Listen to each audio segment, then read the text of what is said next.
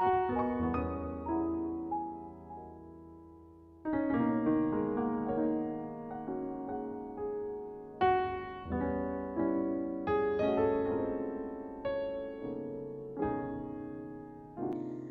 যে বইটি নিয়ে কথা বলবো সেটি সায়ন্তনী পুততুণ্ডের লেখা একটি ফেমাস সিরিজ অধিরাজ সিরিজের একটি বই, শেষ প্রহরের নাচ। অধিরাজ সিরিজের সম্প্রতি যে বইটি বেরিয়েছে সেটা হচ্ছে কালরাত্রি, যেটার রিভিউ আমার চ্যানেলে অলরেডি আছে। এই বইটি তার সেকেন্ড লাস্ট বই, অর্থাৎ তার আগেই এই শেষ প্রহরের নাচ বইটি বেরিয়েছিল, প্রকাশিত হয়েছিল। আমার কাছে যেটা আছে সেটা দ্বিতীয় মুদ্রণ, বিভা থেকে প্রকাশিত, এবং এটি বেরিয়েছিল 2024-এর কলকাতা বইমেলায়। দাম হচ্ছে 222 টাকা।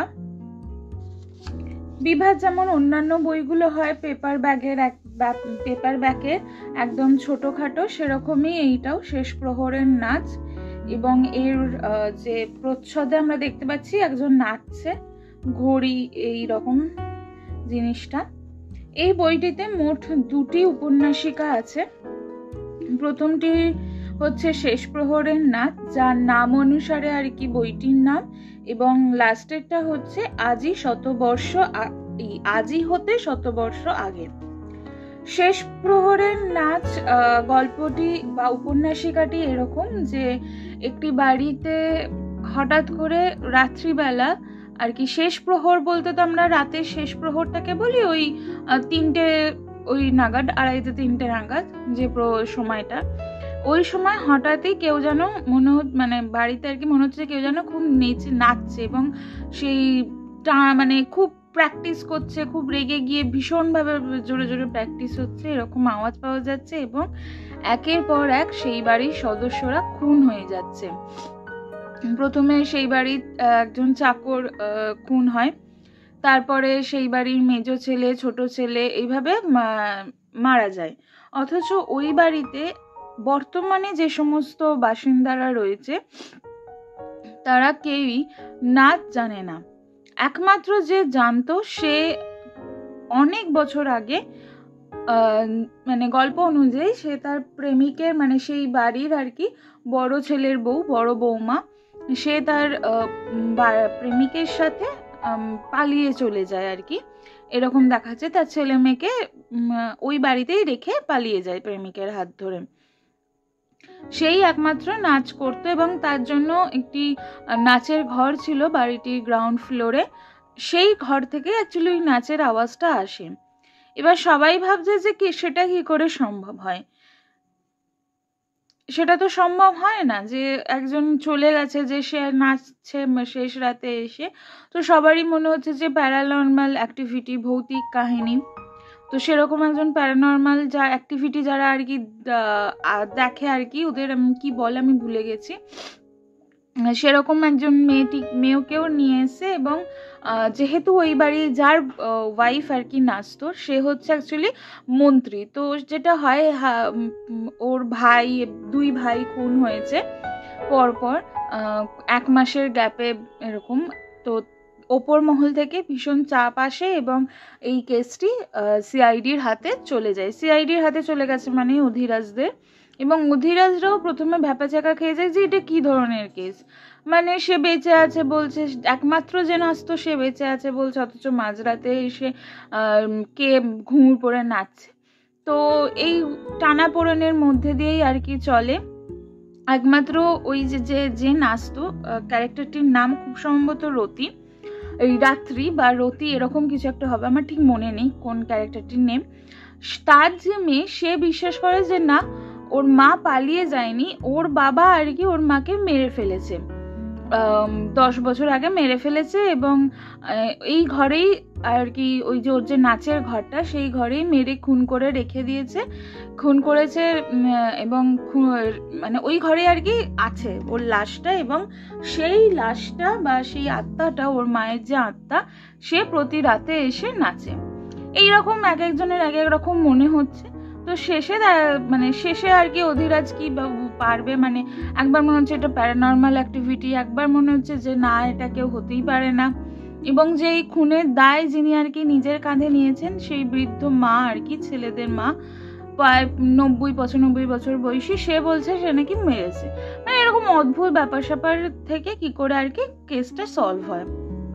আর নেক্সট যে কেসটি আছে যে আজই হতে 100 বর্ষ আগে, ব্যাপারটা দেখা যাচ্ছে যে একটা বাড়ি, সেটা একদম ইংরেজ জামানার বাড়ি আর কি, ইংরেজ আমলের বাড়ি, সেখানে একটি লোক মারা গেছে এবং তার গলায় এবং সারা শরীরে আর কি 20টা উন্ড হয়েছে এবং সেই প্রত্যেকটা উন্ডই কুড়ুল দিয়ে করা। এই ধরনের কেস আর কি 100 বর্ষ আগে, 100 বছর আগে ওই বাড়িতেই ঘটেছিল। সেই জন্যই আর কি আজই 100 বর্ষ হতে, যে 100 বর্ষ আগে যেভাবে 100 বছর আগে যেভাবে খুন করা হয়েছে, যে প্যাটার্নে খুন করা হয়েছে, কুড়ুল দিয়ে খুন করা হয়েছে, সেই প্যাটার্নেই আবার একইভাবে এতগুলো বছর পর ওই একই বাড়িতে একইভাবে কি করে খুন হয়। তো এই দুটি কেসই মূলত এই শেষ প্রহরের নাচ বইটিতে আছে। এবার আসে অধিরাজ সিরিজ আমার কেমন লাগে। আমার মোটামুটি লাগে। অ্যাকচুয়ালি যদি আপনারা অধিরাজ সিরিজকে মানে বাস্তবে অধিরাজ সিরিজ বলবো না, অধিরাজ ক্যারেক্টারটিকে বাস্তবে ভাবতে চান যে এরকম, কিন্তু তাহলে বলবো যে আপনাদের ভালো লাগবে না, কারণ এই ধরনের কোনো ক্যারেক্টার হয় না। লেখিকা অধিরাজকে এমনভাবে তৈরি করেছে, মানে সে তার দ্বারা সব সম্ভব। সে ভীষণ সুন্দর দেখতে, সে ভীষণ ইন্টেলিজেন্ট, সব পারে। এবং অন্যান্য সিরিজের অন্যান্য বইগুলো এখনো অবধি যে কটা বই বেরিয়েছে সব কটা পড়লে বুঝতে পারবেন যে অধিরাজ একদম মানে সেই একটা লেভেল ওপরে, এতটাই লেভেল ওপরে আপ তার, যে ধরা ছোঁয়ার বাইরে, মানে তার কোনো জীবনে ভুল নেই এরকম ব্যাপার আর কি।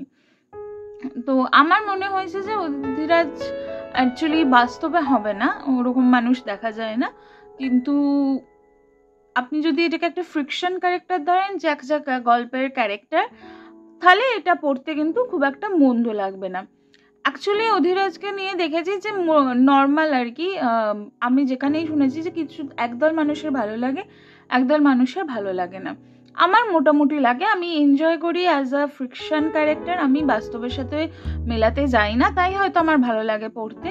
এবং আমি এর আগেও বলেছি যে আমার সবচেয়ে এই জিনিসটার মধ্যে যেটা ভালো লাগে সেটা হচ্ছে যে অধিরাজ আর পবিত্র না, অরিত্র, সরি, অধিরাজ, অরিত্র এবং ওদের যে ফরেন্সিক্সের ডাক্তার আছে, ওনার মধ্যেকার যে কথোপকথনগুলো হয়, একটু আর কি পেছনে লাগা, এই ধরনের যে চুটকুলা টাইপের যে কথাবার্তাগুলো, সেগুলো আমার বেশি ভালো লাগে পড়তে, সেই জায়গাগুলো পড়তে বেশি ভালো লাগে।